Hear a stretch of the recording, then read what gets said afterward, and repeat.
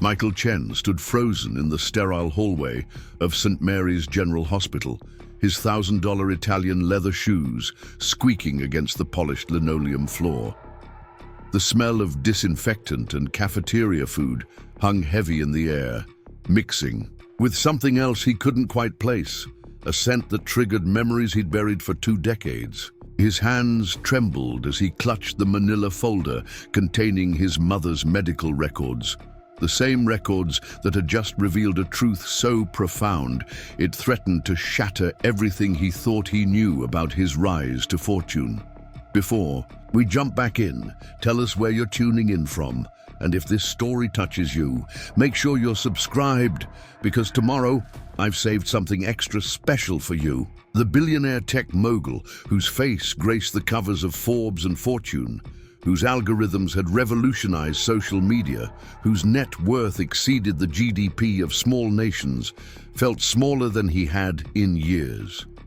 Because 20 minutes ago, while reviewing his late mother's hospital files for a legal matter, he'd discovered something that changed everything. A name. A single name scrawled in faded blue ink on a nursing report from 1994. Additional overnight monitoring provided by custodial staff member J. Martinez. Patient showed signs of distress. Immediate intervention requested. 20 years earlier, Michael Chen had been nobody special, just another 17-year-old kid from the wrong side of Oakland, spending sleepless nights in hospital waiting rooms while his mother fought a battle she was slowly losing. Lung cancer, stage 3, spreading faster than the doctors had predicted. He remembered those endless nights, the uncomfortable plastic chairs, the way hope felt like a luxury his family couldn't afford. But now, staring at that hospital report, Michael remembered something else. Something he'd forgotten in the rush of success, IPOs, and board meetings. He remembered the janitor. The man had been quiet, methodical, always there but never intrusive. While nurses rushed past and doctors spoke in hushed tones about treatment options they couldn't afford, the janitor had simply been present. Michael could barely recall his face now, just impressions. Kind eyes, weathered hands, the way he moved through the halls like he belonged to the place itself. That night in 1994, when everything went wrong, when his mother's breathing became labored, and the monitors started beeping frantically, Michael had been alone. 17, terrified and completely helpless, as his mother slipped towards something he wasn't ready to face. The nurses were dealing with another emergency 3 rooms down. The doctor on call was in surgery, and Michael, just a kid who'd been trying to stay strong for months, finally broke down. That's when the janitor appeared. Michael's hands shook as he read the medical report again. The official records were clinical, sterile. Patient experienced respiratory distress at approximately 2:47 a.m. Immediate intervention required. Custodial staff member observed patient condition and alerted medical staff. Patient stabilized following emergency treatment. But Michael remembered the human details that no medical report could capture. How the janitor had found him crying in the hallway, how the man's broken English couldn't hide his genuine concern. How he'd taken one look at Michael's mother through the doorway and immediately understood that something was desperately wrong. How he'd actually run down the hallway to find help when the call button wasn't working. The janitor had saved his mother's life that night, given her 6 more months. 6 more months that turned out to be crucial. 6 months during which an experimental treatment became available. 6 months that led to remission. 6 months that gave Michael's mother 8 more years of life. 8 years during which she saw her son graduate high school, get a scholarship to Berkeley, start his first company, and begin building the empire that would make him one of the youngest billionaires in America. None of it would have happened without that janitor. Michael closed the folder and looked around the hospital corridor. St. Mary's had been renovated since 1994, but the bones of the place remained the same. Somewhere in this building, a man named J. Martinez had worked the night shift, probably, earning minimum wage. probably invisible to most of the people whose lives intersected with his. And somehow, in the middle of his routine duties, he'd managed to save not just a life, but an entire future. The weight of that realization settled on Michael's shoulders like a physical force. Every success he'd achieved, every company he'd built, every innovation that had made him famous, all of it traced back to that moment when a hospital janitor cared enough to pay attention. Michael pulled out his phone and dialed his assistant. "Rebecca, I need you to clear my schedule for the rest of the week, and I need you to find someone for me. A janitor who worked at St. Mary's General Hospital in Oakland around 1994. Last name Martinez, first initial J. Sir, may I ask what this is regarding?" Michael paused, looking down the hallway toward the room where his mother had once fought for her life. "It's regarding a debt I've owed for 20 years without even knowing it." The next morning, Michael sat in his Palo Alto office, but his mind was 300 miles away. Rebecca had already begun her search, utilizing the same resources that had helped him track down former employees for acquisitions and partnerships. But this felt different. This wasn't about business. This was about something much more fundamental. His mother had died 8 years ago, peacefully, surrounded by family. By then, Michael's first startup had already been acquired for $200 million. He'd been able to provide her with the best medical care, a beautiful home, and the security she'd never had growing up. She'd lived to see him featured on magazine covers, to attend charity galas in her honor, to know that her son had become everything she'd dreamed he could be. But she'd never known about the janitor. Neither of them had understood, in those chaotic months of treatment and recovery, exactly what had happened that night. They'd been so focused on moving forward, on fighting the cancer, on surviving each day, that they'd never looked back to understand the precise sequence of events that had saved her life. Now, reading through medical records for an estate matter, Michael finally saw the complete picture, and it changed everything. His phone buzzed. Rebecca's voice came through the speaker. "Mr. Chen, I've found some preliminary information. There was indeed a custodial worker named Martinez at St. Mary's in the 1990s. Full name appears to be Jorge Martinez. He worked there for 15 years, from 1987 to 2002. Is he still alive?" "I'm working on that, sir. The trail goes cold after 2002. He doesn't appear to have worked at any other major institutions in the Bay Area after leaving St. Mary's."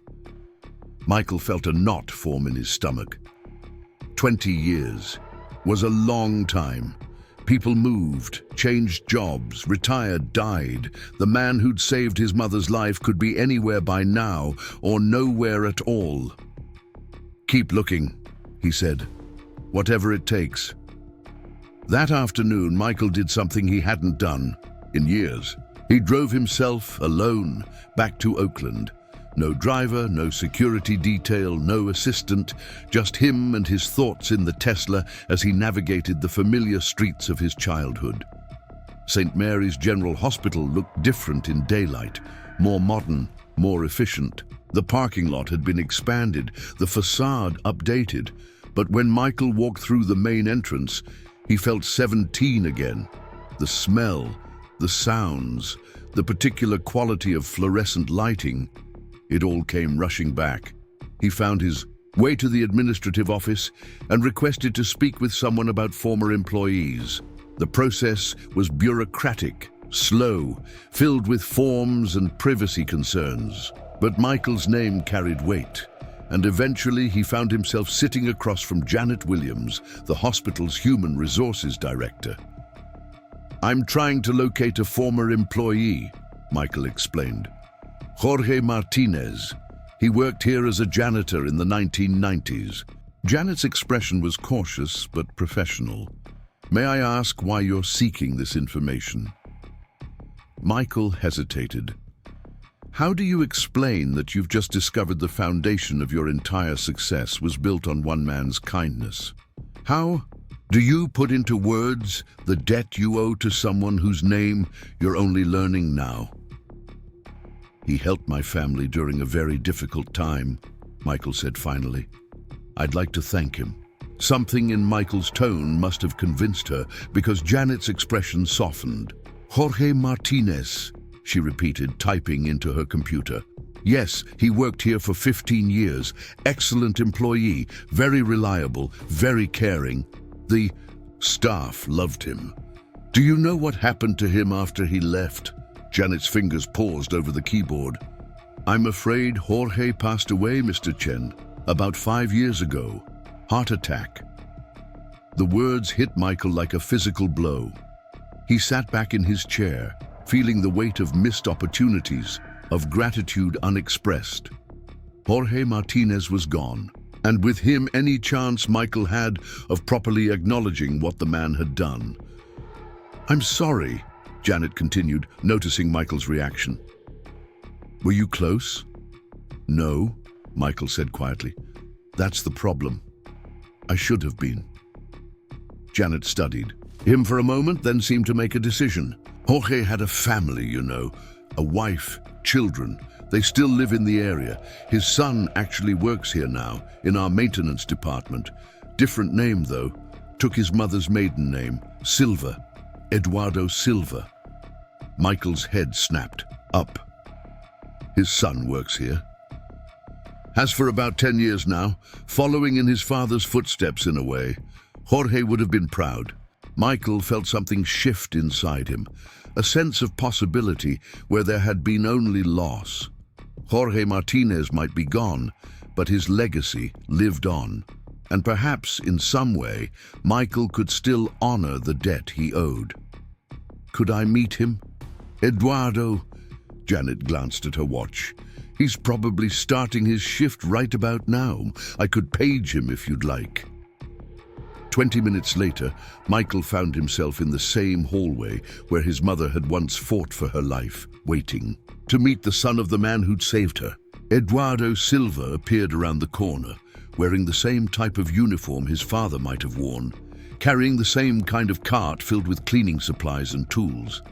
He was younger than Michael had expected, maybe early 30s, with his father's kind eyes and careful way of moving.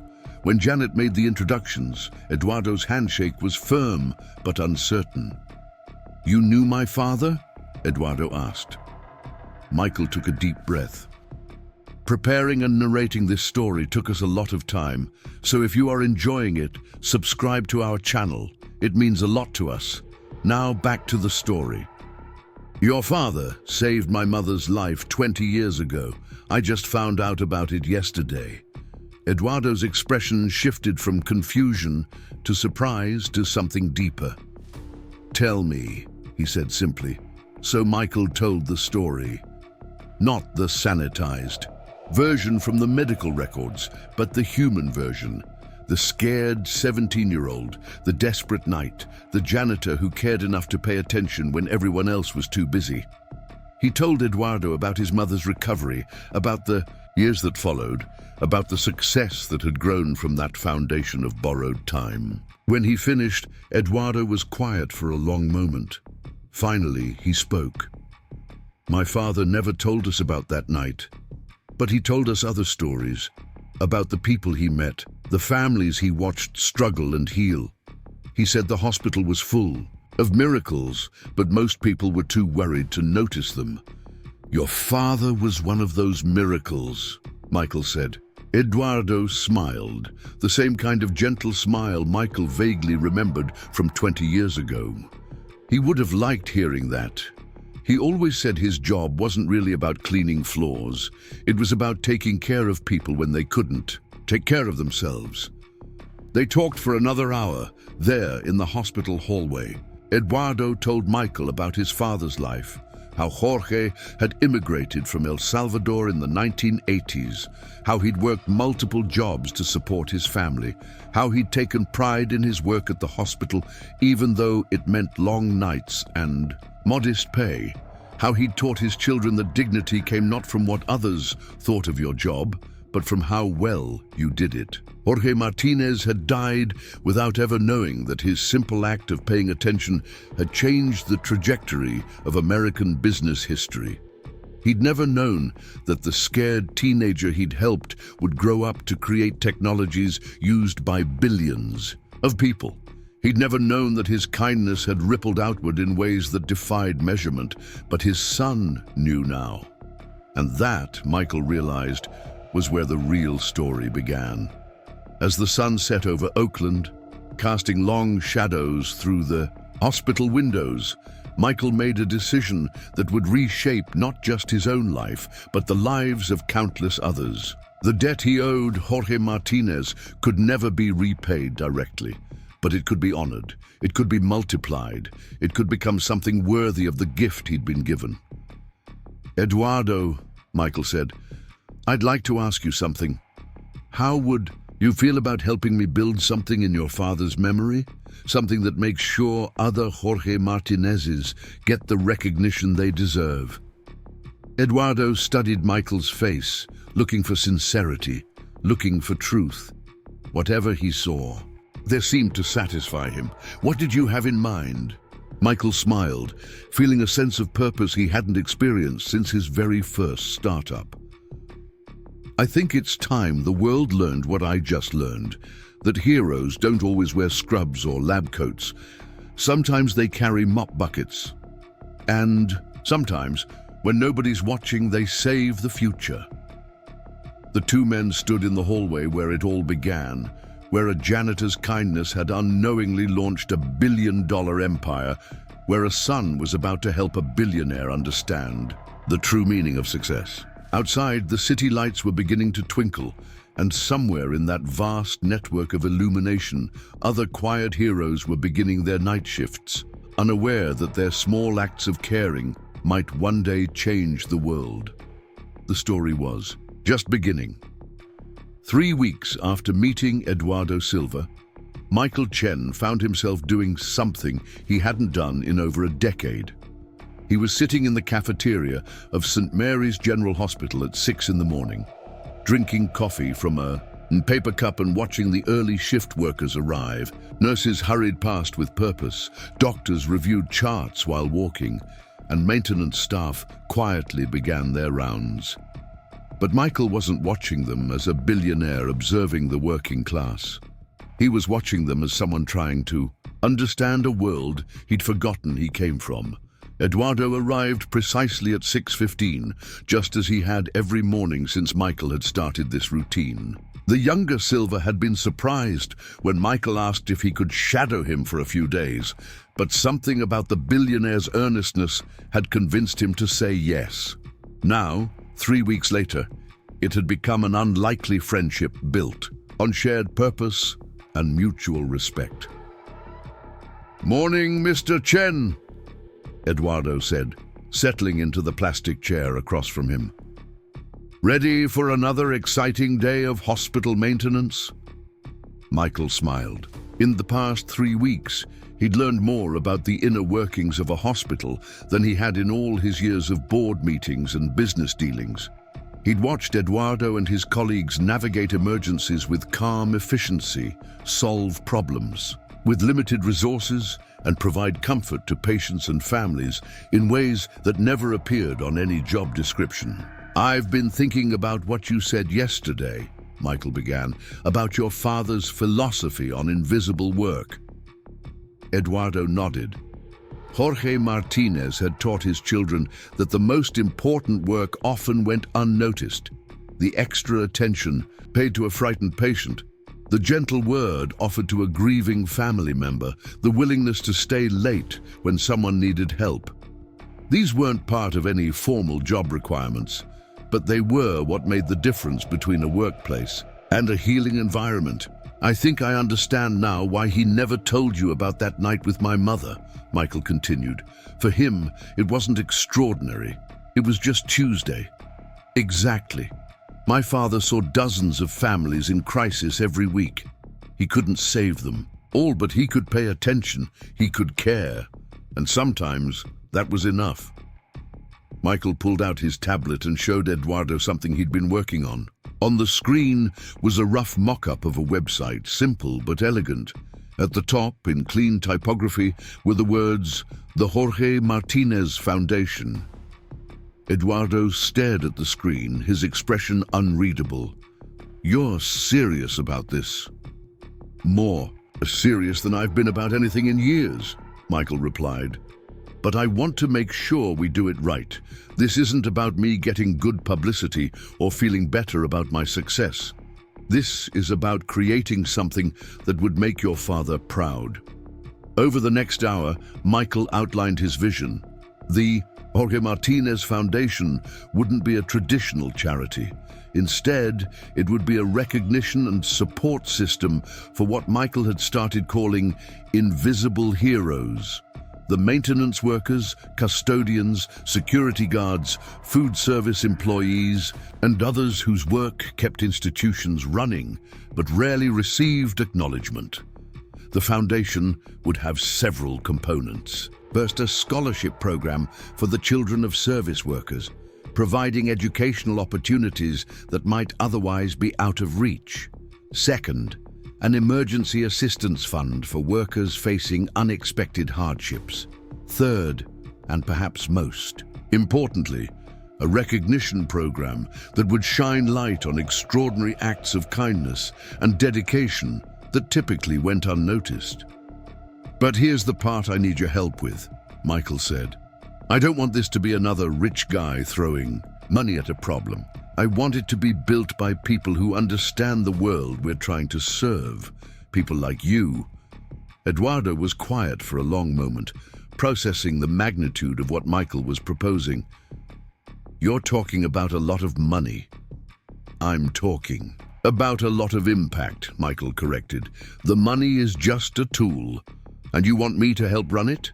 I want you to help design it, build it, make sure it serves the people who need it most in ways that actually help them." Michael leaned forward. "Eduardo, you know this world in ways I never will. You know what it's like to grow up in a family where every dollar matters, where one medical emergency can derail years of careful planning. You know what kinds of support would actually make a difference." Eduardo looked around the cafeteria at the familiar faces of colleagues who had become like family over the years. Many of them were supporting children, elderly parents, or spouses. Many of them worked second jobs to make ends meet. All of them took pride in their work, but few of them ever received recognition for going above and beyond their basic duties. "What would this mean for my job here?" Eduardo asked. "That's up to you," Michael said. "You could transition to working with the foundation full-time, or you could stay here and work with us part-time, whatever feels right. But Eduardo, I need someone who understands what your father understood about dignity and service. I need someone who can make sure we honor that legacy properly." 2 days later, Michael found himself in a conference room at his Palo Alto headquarters. But the meeting was unlike any he'd held before. Around the table sat Eduardo Silva, Janet Williams from St. Mary's HR department, Maria Santos, who ran the custodial staff at Stanford Hospital, David Kim, who coordinated security for UCSF Medical Center, and Linda Rodriguez, who managed food services for a chain of nursing homes throughout the Bay Area. "I've asked you all here," Michael began, "because you understand something I'm just learning. You know what it means to care for people when they're at their most vulnerable. You know what it's like to be essential but invisible. And you know what kinds of support would actually make a difference in the lives of service workers and their families."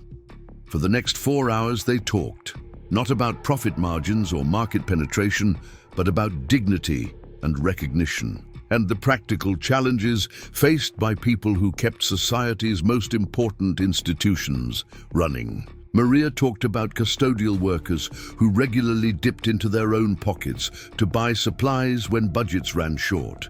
David shared stories of security guards who stayed late to walk frightened family members to their cars. Linda described food service workers who prepared special meals for patients with dietary restrictions, even when it wasn't officially their responsibility. Each story reinforced what Michael was beginning to understand. The gap between job descriptions and actual work was filled by people who chose to care more than they were required to. "So what would help?" Michael asked. "If you could design a support system from scratch, what would it look like?" The answers came slowly at first, then in a rush. Emergency grants for workers facing medical crises or family emergencies. Childcare.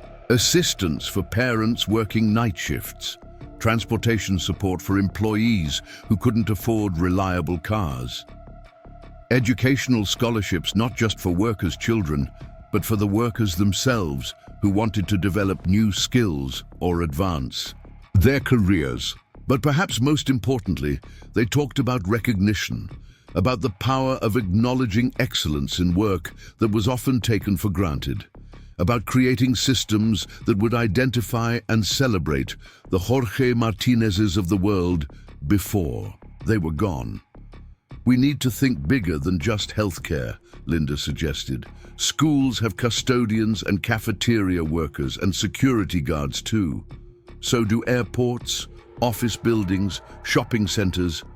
Everywhere there are people keeping things running while others focus on more visible work." Michael nodded, making notes on his tablet.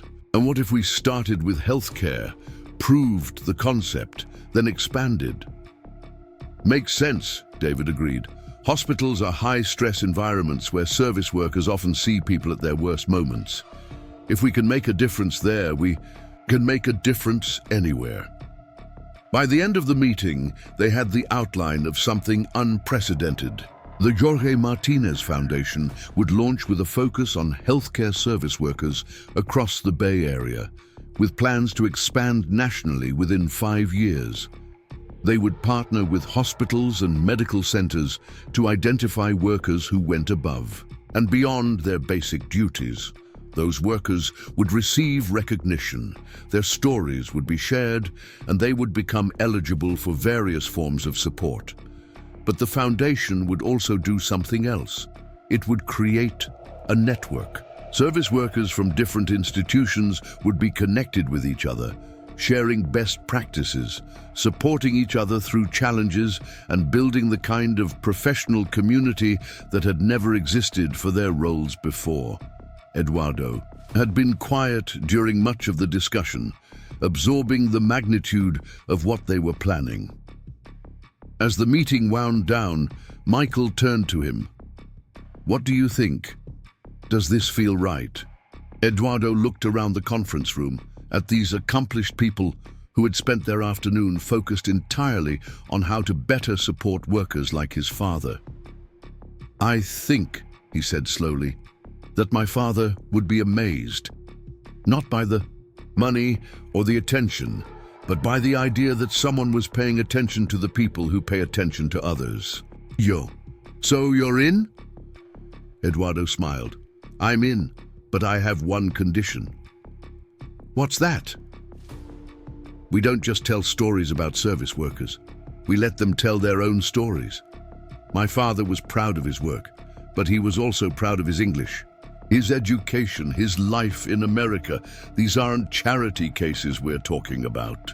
They're professionals who deserve respect, not just sympathy." Michael felt something click into place. This was exactly the perspective he'd been hoping for, the insight that would keep the foundation grounded in dignity rather than condescension. "Agreed," he said. "This isn't about helping poor people. This is about recognizing excellent people." The next several months were a whirlwind of activity, unlike anything in Michael's previous business experience. Instead of focusing on user acquisition and market penetration, he was learning about shift schedules and union regulations. Instead of worrying about venture capital and IPO timelines, he was studying the demographics of service workers and the bureaucracies of healthcare institutions. Eduardo proved to be an invaluable bridge between Michael's world and the world. They were trying to serve. He understood both the aspirations and the practical constraints of service workers, and he had a gift for translating complex foundation policies into terms that made sense to people working multiple jobs to support their families. Together, they developed the foundation's core programs. The recognition awards would identify one outstanding service worker at each partner hospital each month, sharing their story and providing a cash award. The Emergency Assistance Fund would provide no questions asked grants to workers facing unexpected financial crises. The Education Initiative would offer scholarships and training opportunities for workers and their families. But perhaps most importantly, they created the Mentor Network, pairing experienced service workers with newcomers, creating career development opportunities that had never existed before, and building a sense of professional community among people whose work had traditionally been isolated and undervalued. The Foundation's first public event was held at St. Mary's General Hospital, in the same cafeteria where Michael and Eduardo had spent those early morning conversations.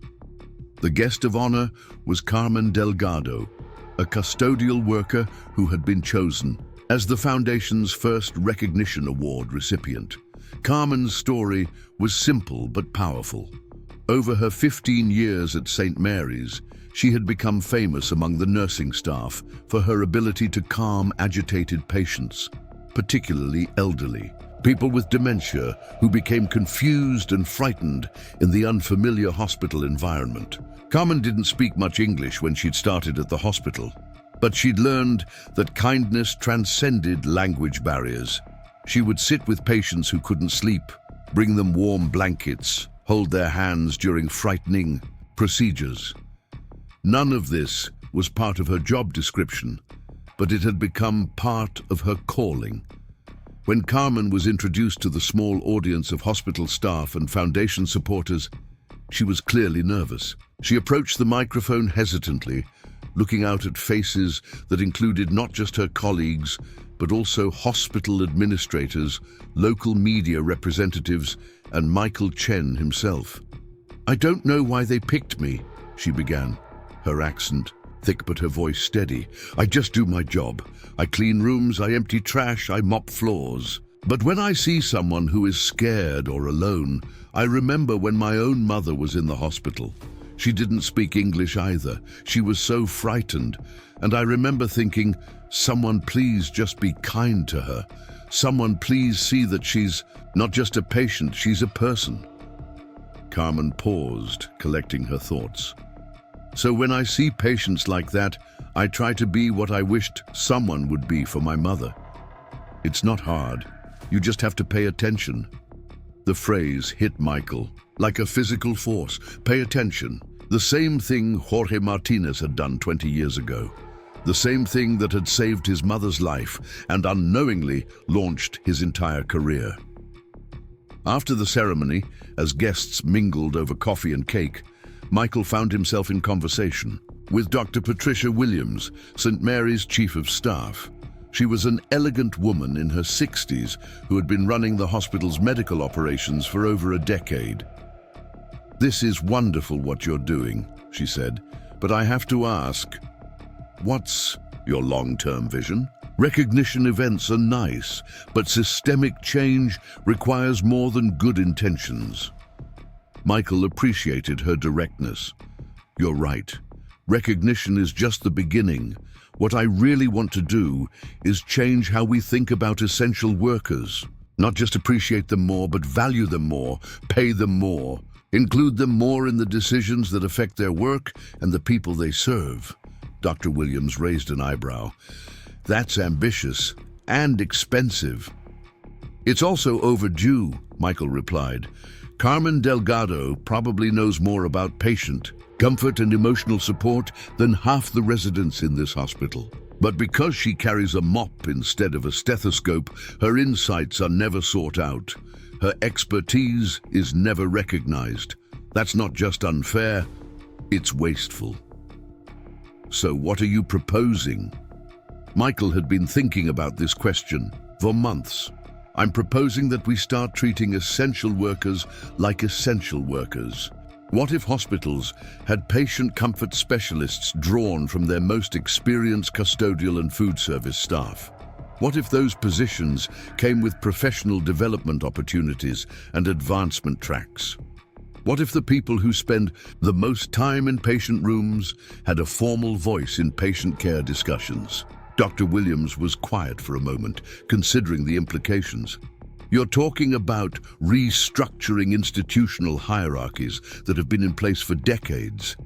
I'm talking about using all of our human resources effectively, Michael. Corrected. Jorge Martinez saved my mother's life because he was paying attention when the people who were supposed to be paying attention were busy elsewhere. How many Jorge Martinezes are we wasting because we can't see past their job titles? That conversation led to the Foundation's most ambitious initiative yet. Working with St. Mary's and 2 other Bay Area hospitals, they launched a pilot program called the Patient Experience Initiative. Selected service workers would receive additional training in patient communication and comfort care, then would be given formal roles in patient experience teams. Their insights would be included in quality improvement discussions. Their observations would be valued alongside those of nurses and doctors. The program started small, with just 12 workers across 3 hospitals, but the results were immediate and dramatic. Patient satisfaction scores improved, staff morale increased, and perhaps most importantly, a new model emerged for how healthcare institutions could better utilize the wisdom and dedication of their entire workforce. Eduardo had transitioned to working with the Foundation full-time, though he still spent 1 day each week at St. Mary's, partly to stay connected to the work that had shaped him, and partly to identify potential program participants and improvement opportunities. He had proven to be a natural at program development, combining his practical understanding of service work with an intuitive grasp of organizational dynamics. "You know what I've learned?" Eduardo told Michael one afternoon as they reviewed program metrics in the Foundation's new Oakland office. "It's not that people don't appreciate good work, it's that they don't know how to recognize it when it happens outside their own field." "What do you mean?" "A doctor can look at another doctor's work and immediately understand the skill involved. Same with nurses or administrators or anyone else with professional training. But when a custodian does something extraordinary, the only people who understand the skill and caring involved are other custodians. Everyone else just sees someone doing their job." Michael nodded. This insight had been emerging throughout their work together. Recognition wasn't just about appreciation, it was about education. Most people simply didn't understand what excellence looked like in fields they'd never worked in themselves. "So we need to teach people how to see," Michael said. "Exactly. And we need to create platforms where service workers can demonstrate their expertise in ways that others can understand and value." Indeed, this conversation led to another innovation. The Excellence Exposition, an annual event where service workers from across the region would present workshops on their areas of expertise. Carmen Delgado taught a session on communicating with patients who had dementia. A hospital security supervisor shared best practices for de-escalating conflicts. A food service coordinator demonstrated how to create nutritious, appealing meals within the constraints of medical dietary requirements. The event drew hundreds of participants, including hospital administrators, medical staff, and service workers from other institutions. For many attendees, it was the first time they'd seen custodians, security guards, and food service workers positioned as experts and teachers rather than simply as support staff. Michael watched from the back of the room as Eduardo facilitated a panel discussion on innovation from the front lines. The panelists were all service workers who had developed creative solutions to common problems in their daily work. A custodian had designed a more efficient cleaning process that reduced patient room turnaround time. A security guard had created a patient escort protocol that improved both safety and customer service. A maintenance worker had developed a system for identifying and preventing equipment failures before they disrupted patient care.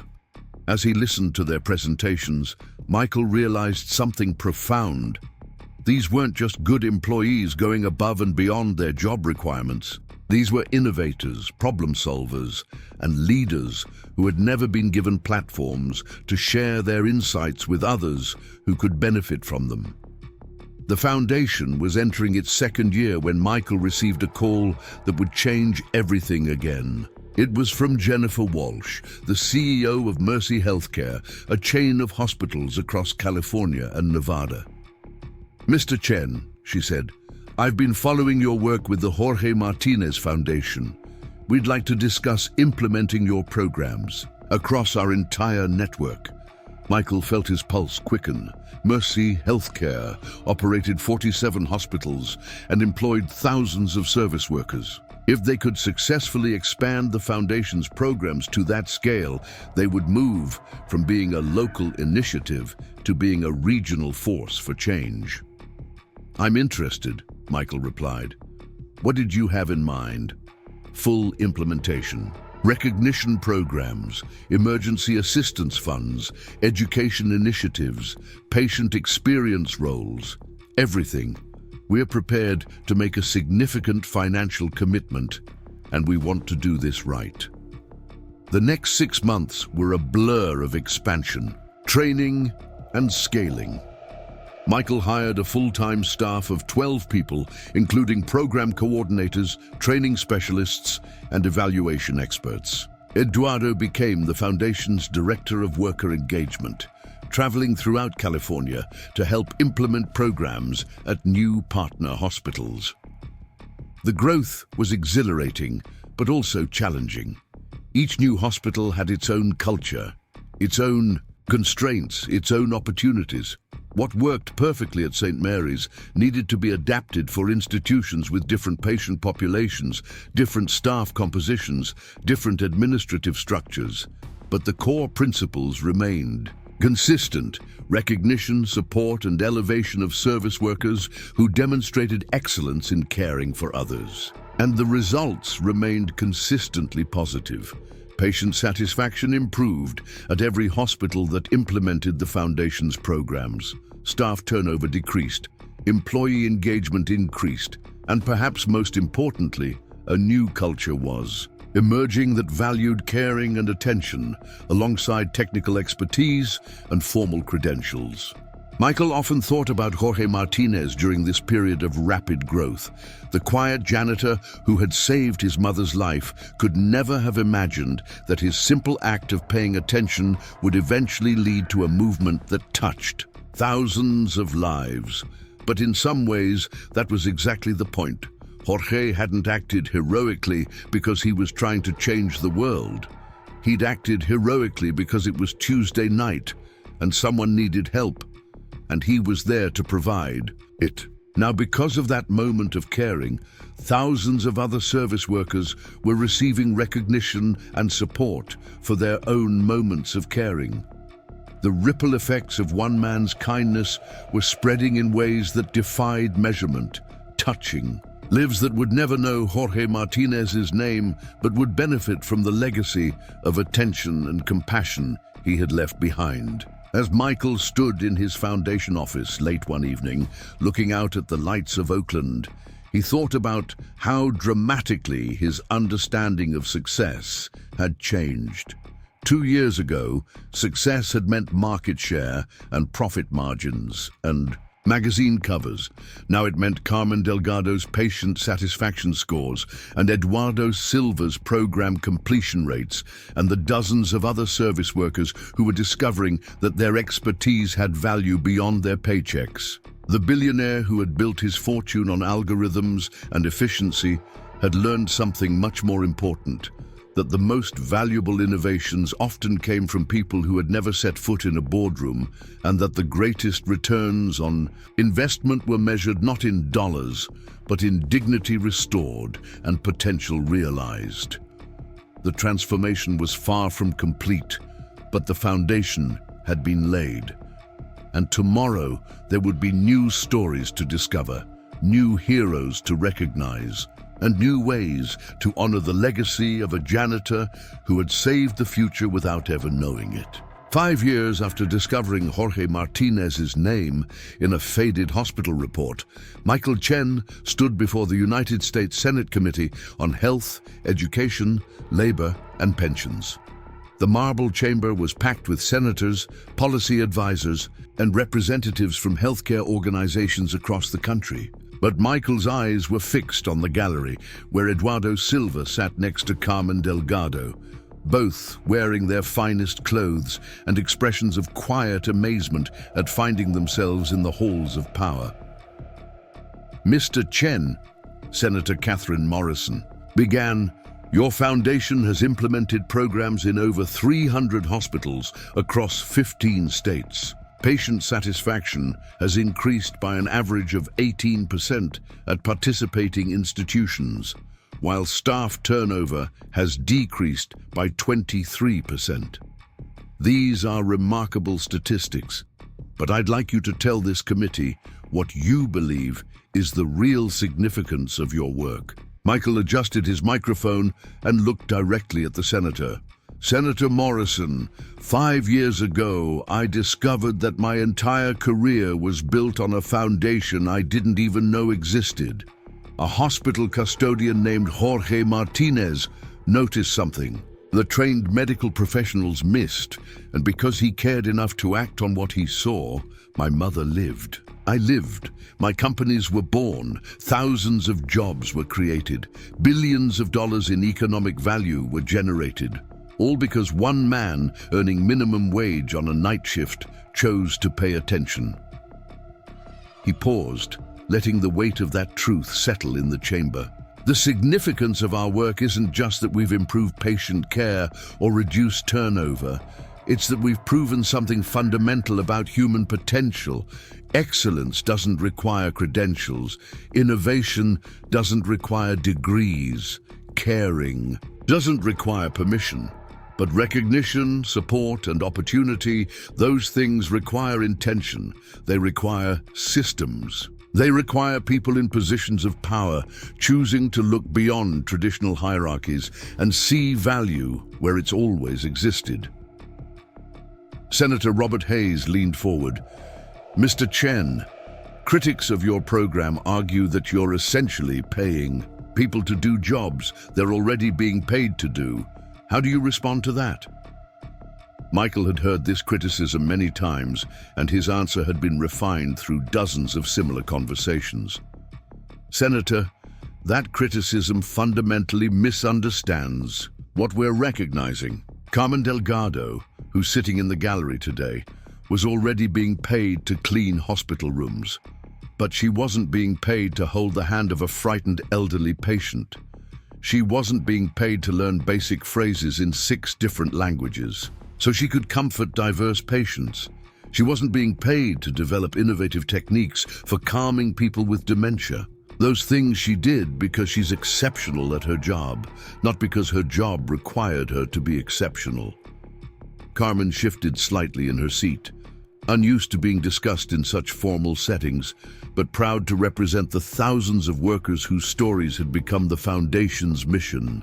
"What we've learned," Michael continued, "is that every institution has Jorge Martinez's and Carmen Delgado's, people who consistently go beyond their basic job requirements to serve others. But because their excellence happens outside traditional recognition systems, it goes unnoticed and unrewarded. Our programs don't pay people to do their jobs. They recognize people who are already doing extraordinary versions of their jobs, and they create pathways for that excellence to be developed and shared." The hearing continued for 2 more hours, with senators asking detailed questions about program costs, implementation challenges, and measurable outcomes. But the moment that would be replayed on news programs that evening came when Senator Morrison asked her final question. "Mr. Chen, if Jorge Martinez were alive today, what do you think he would say about all of this?" Michael was quiet for a long moment, thinking about the man he'd never truly known, but whose impact had shaped everything that followed.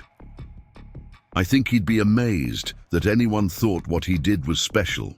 And I think he'd be proud that his example inspired others to pay attention to the people around them, who are quietly doing extraordinary things.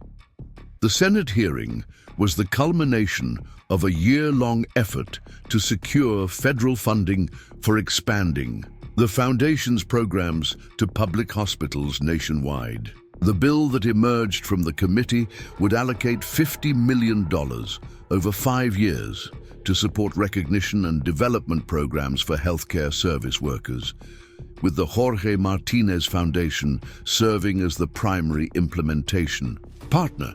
But long before the federal funding was approved, the Foundation's impact had begun extending far beyond healthcare. The model they'd developed, identifying excellence in undervalued roles, providing recognition and support, creating advancement opportunities, and elevating worker voices in institutional decision-making, had attracted attention from other sectors.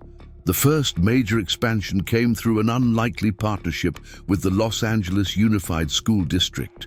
Superintendent Maria Rodriguez had read about the Foundation's work and immediately saw applications for her own challenges. With custodial staff, cafeteria workers, security personnel, and paraprofessionals. Our schools are full of people who are essentially doing social work, counseling, and crisis intervention alongside their official duties, she explained to Michael during their first meeting. But because we don't formally recognize those skills, we can't develop them, reward them, or learn from them. The pilot program launched in 25 schools across LA, adapting the Foundation's healthcare model for educational environments. Within 6 months, they were seeing results that surprised even the Foundation's experienced team. Student behavioral incidents decreased by 30% at participating schools. Staff satisfaction increased dramatically. And perhaps most significantly, academic performance improved as students benefited from the enhanced support and attention from workers who were now formally recognized as contributors to the educational mission. David Hernandez had worked as a custodian at Lincoln High School for 12 years when the Foundation's program arrived. Like many of his colleagues, he'd always done more than clean classrooms and hallways. Students regularly confided in him about problems at home. Teachers sought his advice about handling difficult situations. Parents asked him questions about school policies and procedures. But until the Foundation's recognition program identified him as a student support specialist, David's counseling and mentoring had been invisible to the school's administration. Now he spent half his time in his traditional custodial role, and half his time in a newly created position focused on student engagement and conflict resolution. "It's the same work I was always doing," David explained to a reporter from Education Week. "But now it's work that counts. I'm invited to staff meetings. My observations about student behavior are included in intervention planning. I have an office where kids can come talk to me privately. The administration sees me as part of the educational team, not just someone who cleans up after them." The Los Angeles program's success led to inquiries from school districts across the country. Within 2 years, the Foundation was working with educational institutions in 12 states, training administrators to identify and develop the hidden talents within their service workforces. The expansion continued into other sectors. Corporate campuses began implementing modified versions of the Foundation's programs, recognizing that their facilities, workers, security teams, and food service staff often had the deepest insights into employee satisfaction and operational efficiency. Hotel chains adopted recognition programs for housekeeping and maintenance staff who consistently went above and beyond guest expectations. Even government agencies began exploring how to better utilize the expertise of their support personnel. Each expansion brought new challenges and new insights. corporate environments require different approaches than healthcare settings. Educational institutions had unique constraints and opportunities, but the core principles remained constant. Excellent work deserved recognition regardless of job title, and organizations that failed to tap into the expertise of their entire workforce were missing crucial opportunities for improvement. Eduardo Silva had become the public face of this expanding movement, traveling constantly to speak at conferences, train program coordinators, and work with organizations interested in implementing foundation programs. His perspective as someone who had lived the service worker experience gave him credibility that no amount of research or good intentions could provide. At a conference of hospital administrators in Chicago, Eduardo was asked to explain why the Foundation's programs worked when so many other employee recognition initiatives failed. Most recognition programs are designed by people who have never done the jobs they're trying to recognize, he replied. They focus on things that sound good in boardrooms but don't actually matter to workers. A pizza party doesn't help someone who's working 2 jobs to support their family. A generic Employee of the Month award doesn't acknowledge the specific skills and expertise that make someone exceptional at their work. He paused, looking out at an audience of executives and administrators who controlled budgets and policies, affecting thousands of service workers. Our programs work because they're built on dignity, not charity. We don't treat service workers as problems to be solved or costs to be managed. We treat them as professionals with valuable expertise who deserve the same opportunities for recognition, development, and advancement that exist in other fields. The Foundation's research team had begun documenting broader economic impacts that extended far beyond individual hospitals or schools. Communities where foundation programs were implemented showed measurable improvements in economic mobility among service worker families. Children of program participants were more likely to pursue higher education.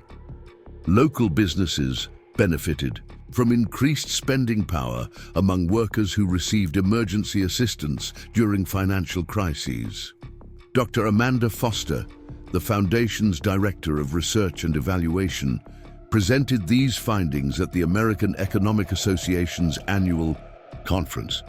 Her paper, titled "The Multiplier Effects of Dignity, Economic Impacts of Service Worker Recognition Programs," demonstrated that every dollar invested in foundation programs generated approximately $3 in broader economic benefits. When you provide stability and opportunity to families that have traditionally been economically vulnerable, Dr. Foster explained, the benefits compound over generations. Children who see their parents' work valued and respected are more likely to value education and pursue career advancement.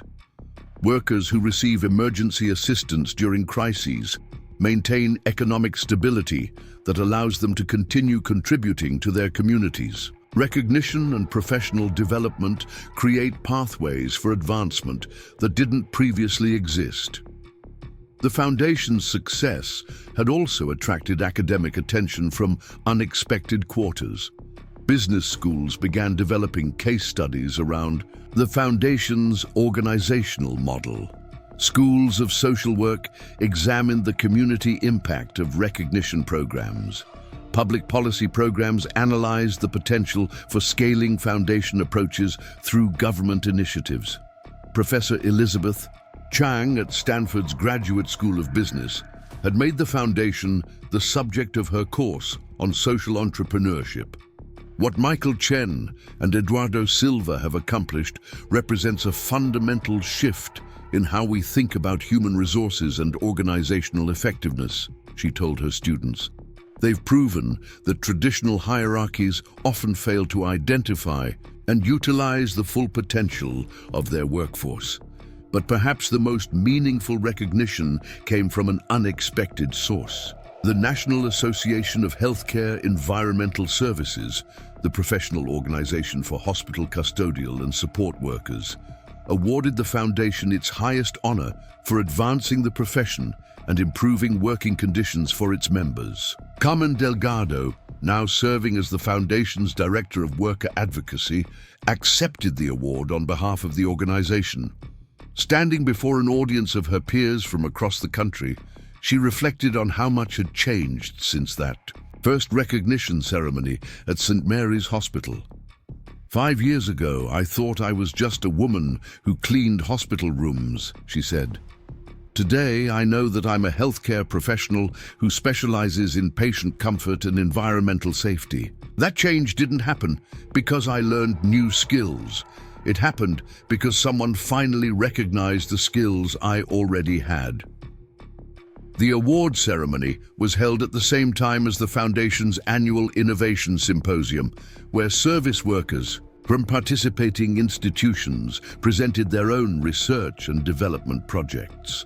A hospital custodian from Denver had developed a new disinfection protocol that reduced infection rates by 12%. A school security guard from Phoenix had created a peer mediation program that virtually eliminated serious disciplinary incidents. A corporate facilities worker from Seattle had designed an energy efficiency system that saved her company over $1 million annually.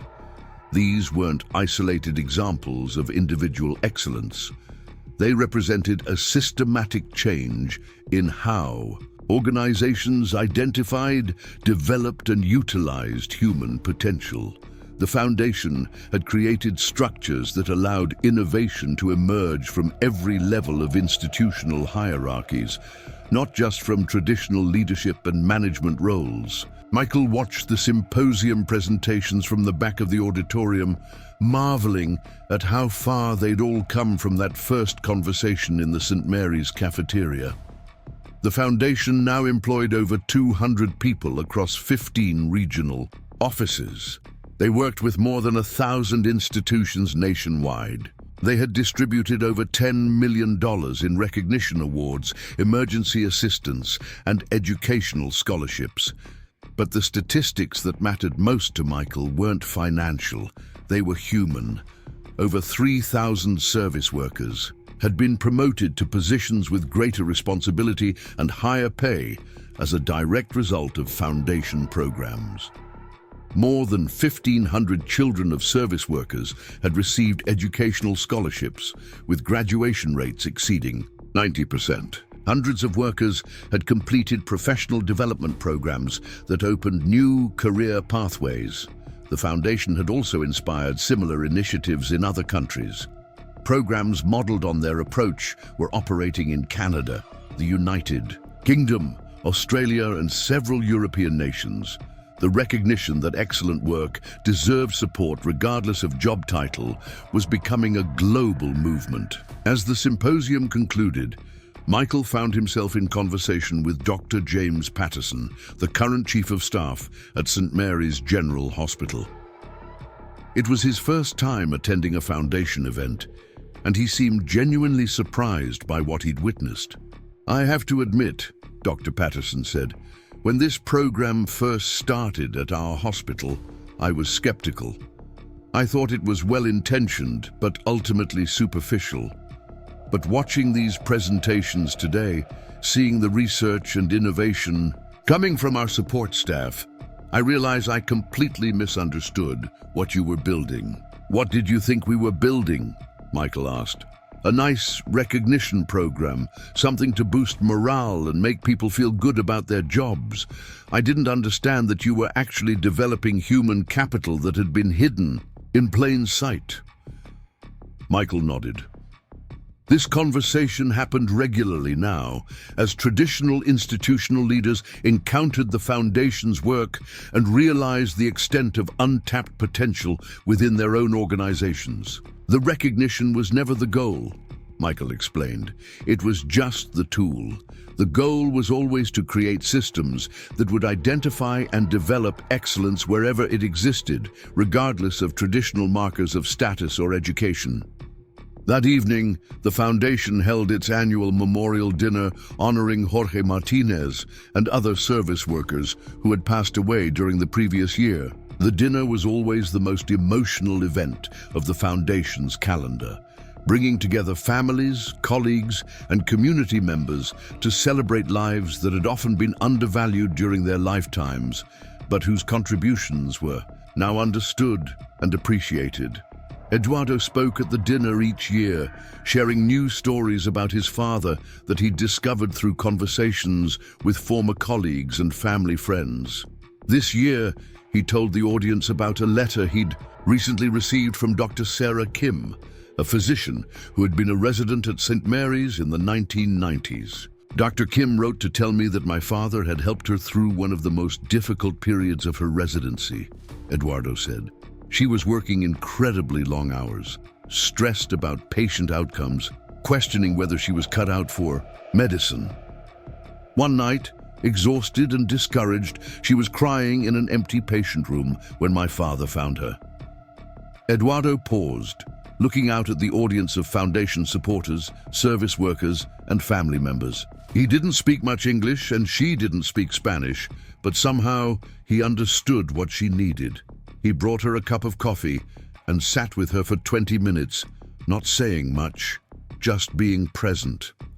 When she finally felt ready to continue her shift, he walked with her to the nurse's station and squeezed her shoulder in a way that said, "You can do this." The room was completely silent as Eduardo continued. Dr. Kim is now the head of emergency medicine at a major hospital in Boston. She's trained dozens of residents, published groundbreaking research, and saved countless lives.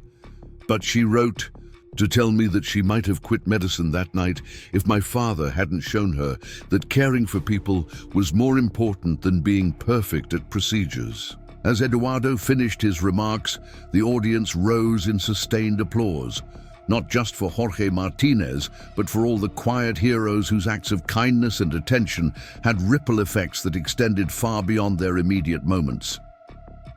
Michael closed the evening with reflections on how the Foundation's work had changed his own understanding of success and impact. "When I started this foundation," he said, "I thought I was paying back a debt.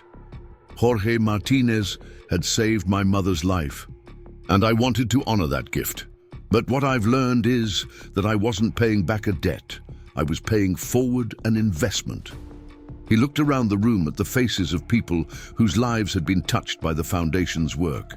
Service workers who had been promoted, children who had received scholarships, families who had been supported through crises, organizations that had been transformed by recognizing the full potential of their workforce. Jorge Martinez invested his attention and caring in a frightened teenager and his dying mother. That investment has now multiplied into opportunities and recognition for thousands of people. It's become programs in hundreds of institutions. It's become a movement that's changing how we think about work, dignity, and human potential. As the dinner concluded and guests began to leave, Michael found himself standing with Eduardo in the hotel lobby, reflecting on how much had changed since their first meeting in the hospital hallway. "Do you ever wonder what your father would think of all this?" Michael asked. Eduardo smiled. "I think he'd be proud, not of the recognition or the awards, but of the fact that his example inspired other people to pay attention. That's all he ever wanted, for people to notice each other, to care about each other, to help when they could. And now thousands of people are doing exactly that.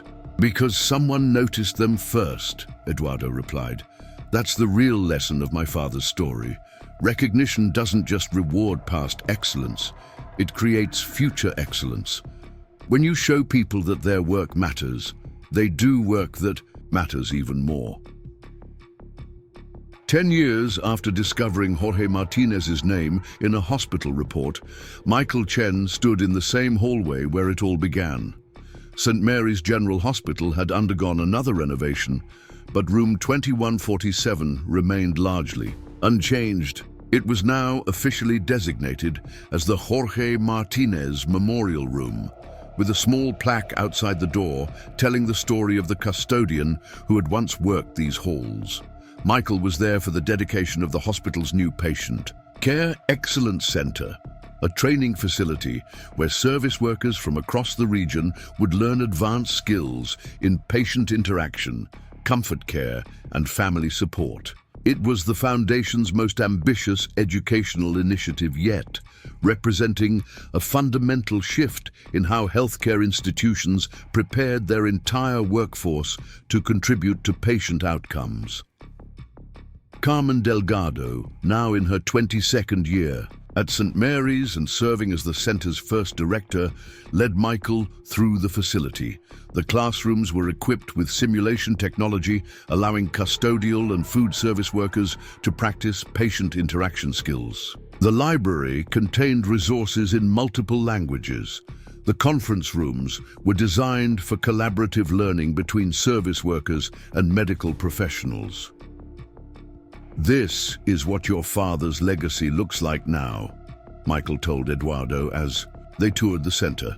"Not just recognition for excellent work, but infrastructure for developing excellence in others." Eduardo nodded, running his hand along the wall, where a timeline displayed the Foundation's growth from a single recognition award to a national movement affecting hundreds of thousands of lives. "He would have loved this," Eduardo said.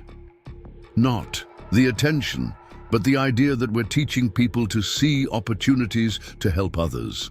That's what he did naturally, but now we're making it systematic."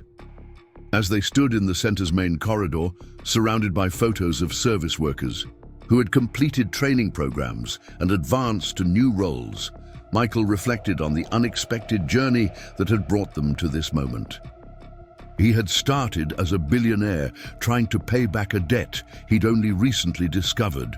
He was ending as someone who understood that the real measure of success wasn't what you accumulated, but what you made possible for others. The Foundation's work would continue expanding, reaching new sectors and new communities. The model they'd developed would be refined and adapted for different contexts and challenges. But the core insight that had started it all would remain constant. Excellence existed everywhere, waiting to be recognized, supported, and elevated. Jorge Martinez had died without knowing that his moment of paying attention had changed the trajectory of American business and healthcare. But his son had lived to see that moment become a movement, and thousands of other service workers had found dignity and opportunity because one man had cared enough to notice when someone needed help.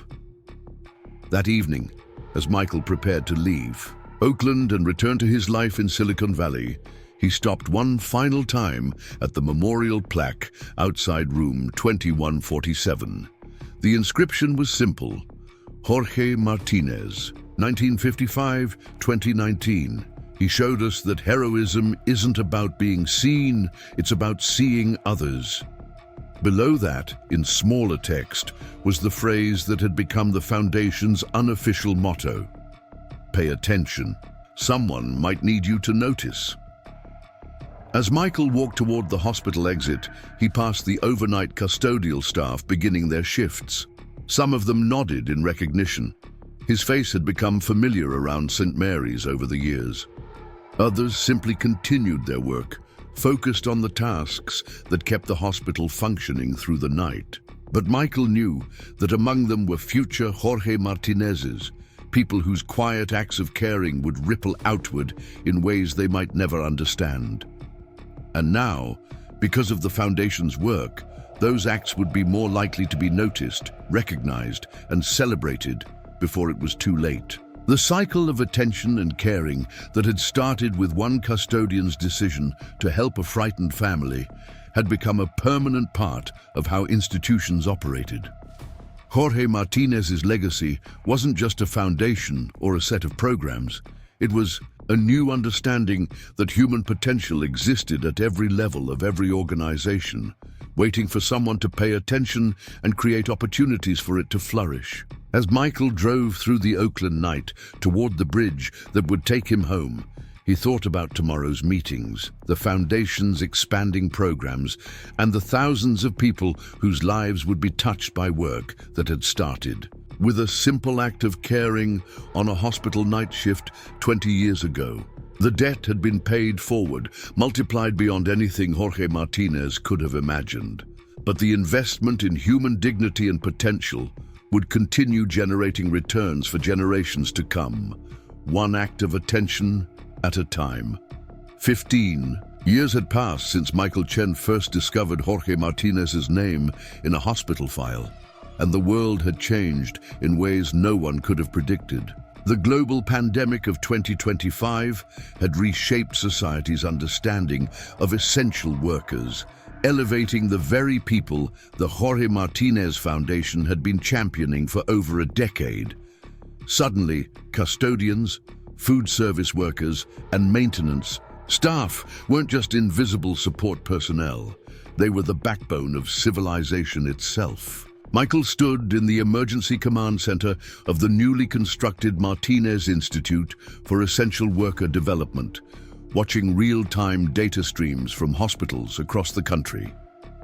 The institute, built on a sprawling campus in Oakland, had become the nerve center for coordinating essential worker support during the crisis. What had started as a recognition program for hospital service workers had evolved into something unprecedented, a national infrastructure for identifying, training, and deploying critical workforce talent during times of crisis.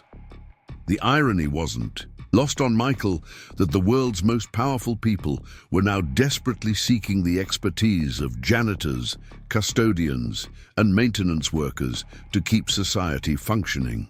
The Foundation's databases, accumulated over 15 years of meticulous documentation of service worker skills and innovations, had become invaluable resources for government agencies trying to understand how to maintain operations with skeleton crews. Dr. Lisa Chen, no relation to Michael despite the shared surname, hurried across the command center floor with a tablet in her hands.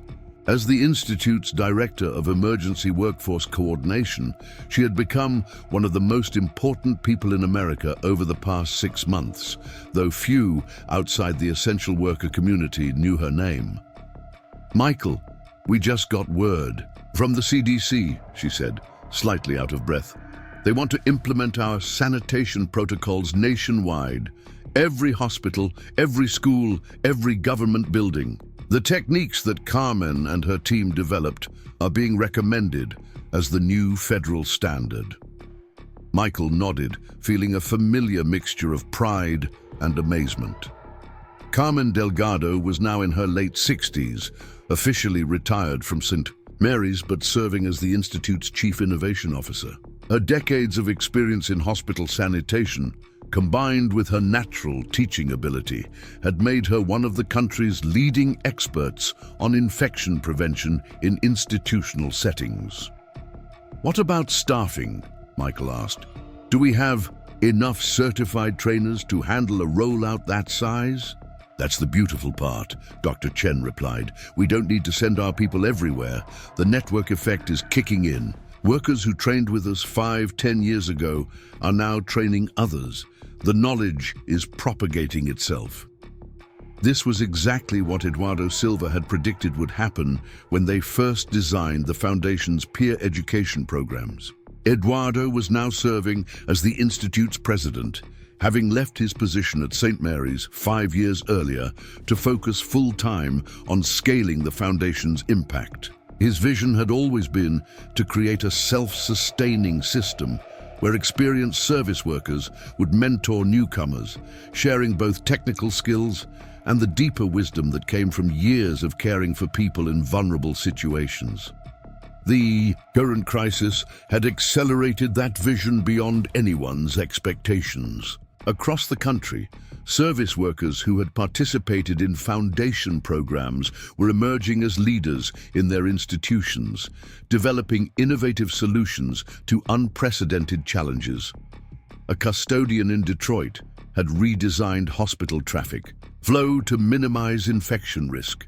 A food service coordinator in Phoenix had created meal delivery systems that maintain nutrition standards while accommodating quarantine requirements. A maintenance supervisor in Boston had developed air filtration modifications that significantly improved air quality in elderly care facilities.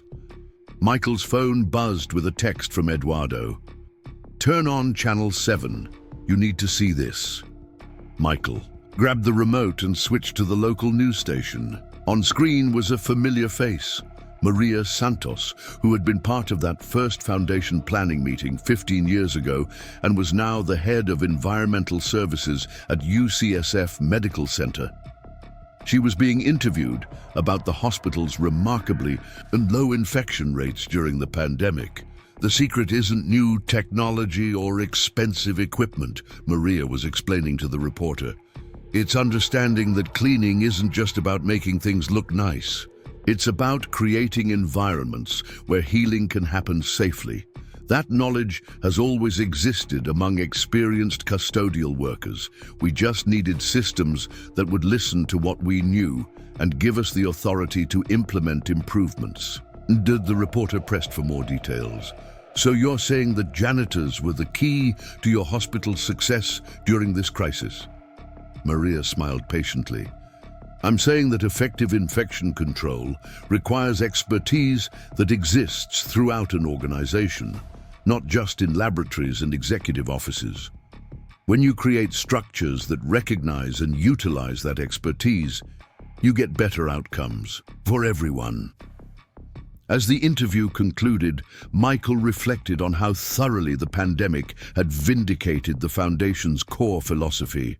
For years, they had argued that excellent work happened at every level of institutional hierarchies, and that organizations that failed to recognize this excellence were missing crucial opportunities for improvement. Now, with traditional hierarchies disrupted and institutions forced to operate with maximum efficiency, the wisdom of that approach had become undeniable.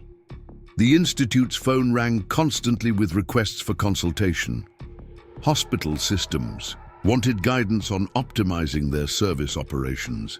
School districts needed help maintaining safe learning environments with reduced budgets. Corporate campuses sought advice on keeping employees healthy while maintaining productivity. Government agencies asked for recommendations on essential worker policies and procedures. Each request reinforced the same lesson. The people who had been doing the hardest, most essential work all along were also the people with the deepest understanding of how to do that work effectively under challenging conditions. But the current crisis had also revealed new challenges that the Foundation hadn't fully anticipated. Essential workers were experiencing burnout, trauma, and financial stress at unprecedented levels. Recognition and professional development, while important, weren't sufficient responses to the scale of need that had emerged. Michael found Eduardo in the Institute's Policy Research Center, surrounded by whiteboards covered with diagrams and data visualizations.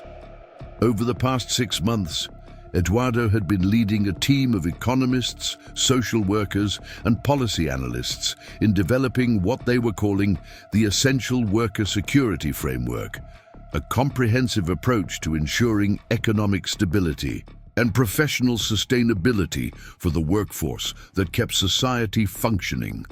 "How are the Senate negotiations going?" Michael asked, settling into a chair beside Eduardo's desk. Eduardo rubbed his eyes, looking exhausted. "Slowly. They understand the need, but they're struggling with the scope. What we're proposing isn't just another government program.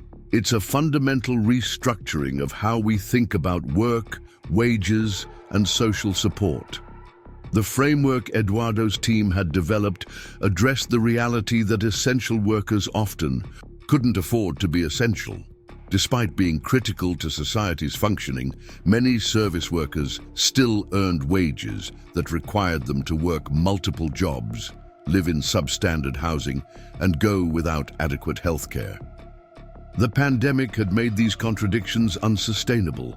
The proposed framework included guaranteed minimum compensation standards for essential workers, portable benefits that would follow workers between jobs, emergency support systems that could activate during crises, and career advancement pathways that would allow experienced workers to move into supervisory and training roles without leaving their fields entirely. The resistance isn't coming from where you'd expect, Eduardo explained. Progressive senators love the worker protection aspects, but they're worried about the costs. Conservative senators appreciate the focus on rewarding essential work, but they're concerned about government overreach. We need to find a way to make this feel less like welfare and more like infrastructure investment. Michael nodded. This was the eternal challenge of the Foundation's work, convincing people that supporting essential workers wasn't charity, but enlightened self-interest. The pandemic had made this argument easier in some ways. Everyone could now see how dependent society was on the people who cleaned hospitals, delivered food, and maintained critical systems. But translating that recognition into sustainable policy changes remained difficult. A knock at the door interrupted their conversation. Carmen Delgado entered, moving more slowly than she once had, but still radiating the quiet confidence that had made her such an effective advocate for her profession. Michael Eduardo, I wanted to let you know that the White House called. They want me to brief the president's advisors on sanitation best practices for federal buildings. Michael and Eduardo exchanged glances. The idea that a former hospital custodian would be advising the President of the United States was remarkable, but it also felt completely natural. Carmen's expertise was recognized throughout the healthcare industry, and her innovations had improved safety and efficiency at hundreds of institutions. Are you ready for that? Eduardo asked.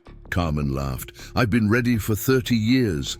I just needed someone to ask the right questions. After Carmen left, Michael and Eduardo returned to their discussion about the essential worker security framework. The policy challenges were complex, but Michael had been thinking about a different approach, one that drew on his background in technology and business rather than relying solely on government solutions. What if we created a parallel system, Michael suggested, something that operated alongside traditional employment structures but provided the stability and advancement opportunities that those structures don't offer? Eduardo looked intrigued. What do you mean? Michael stood and walked to one of the whiteboards, picking up a marker. Think about how the gig economy works, but inverted. Instead of creating instability and shifting risk to workers, what if we created a platform that provided stability and shared benefits across multiple employment relationships? He began sketching a diagram showing connections between workers, institutions, and support systems. Essential workers often work for multiple employers. A custodian might work at a hospital 3 days a week and an office building 4 days a week. Right now, that means no benefits, no job security, no career development. But what if there was a system that aggregated those relationships and provided comprehensive support? Eduardo studied the diagram.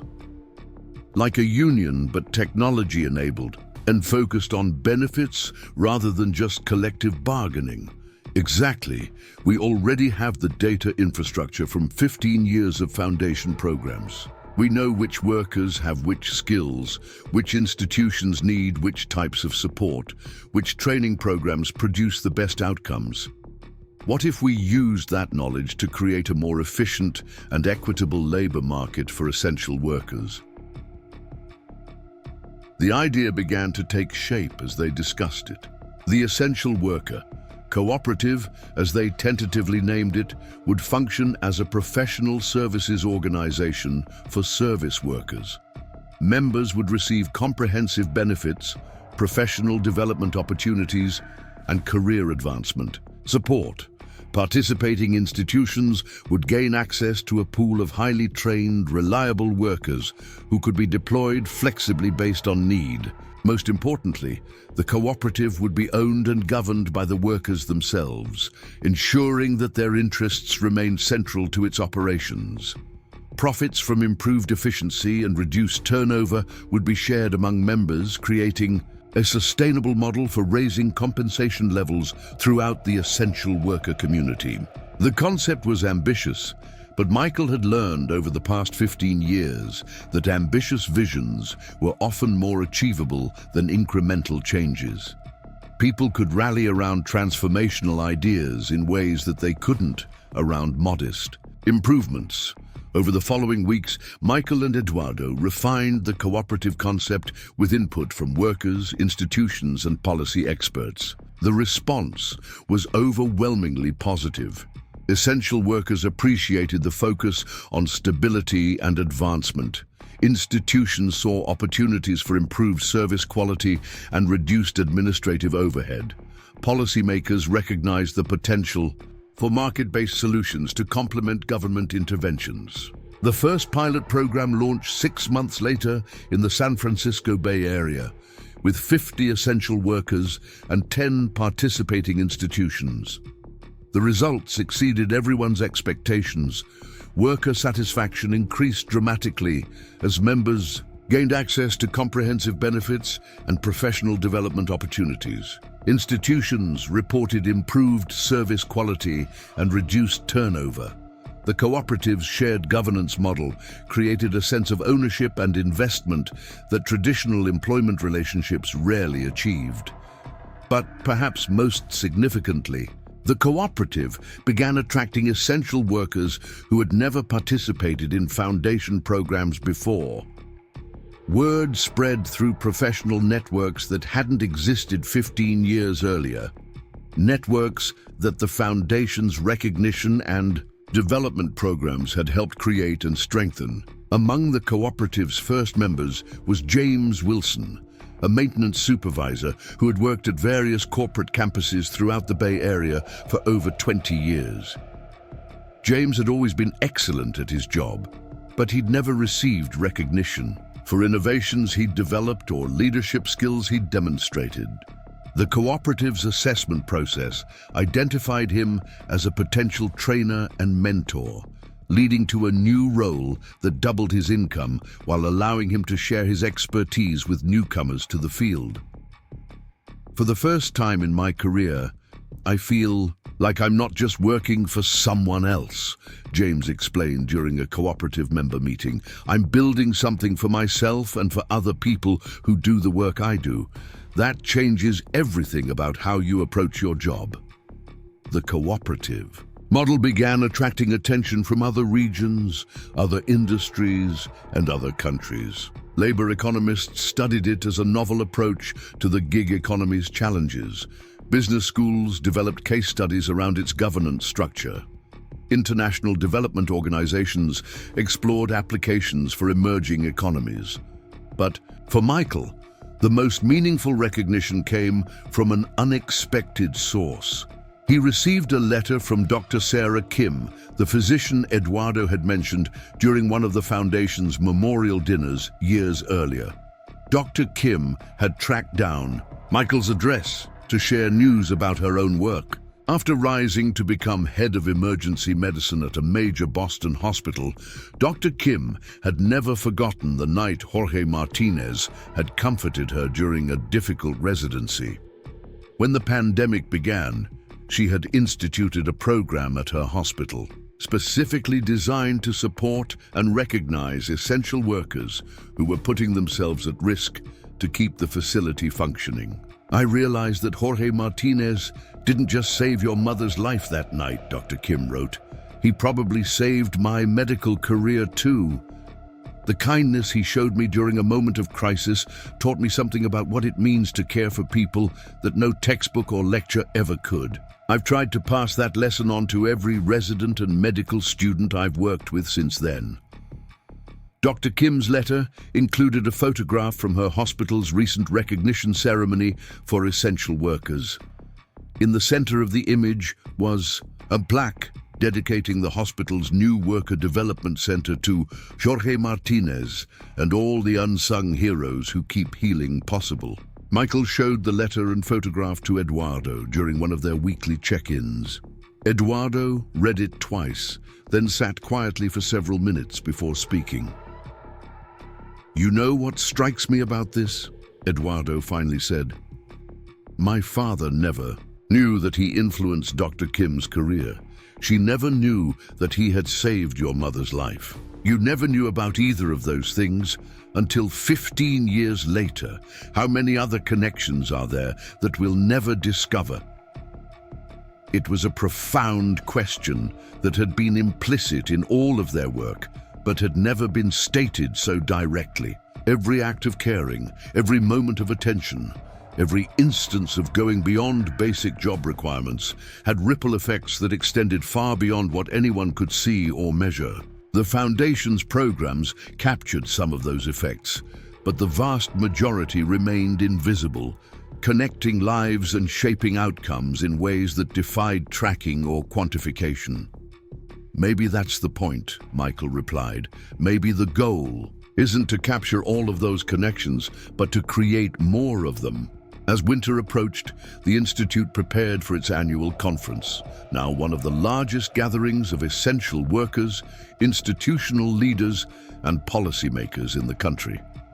This year's theme was "Building the Future We Need," reflecting the widespread recognition that the pandemic had created an opportunity to restructure systems and relationships in more equitable and sustainable ways. The conference's opening session would feature Carmen Delgado in conversation with Dr. Kim, exploring how the principles Jorge Martinez had embodied could be systematically integrated into institutional cultures.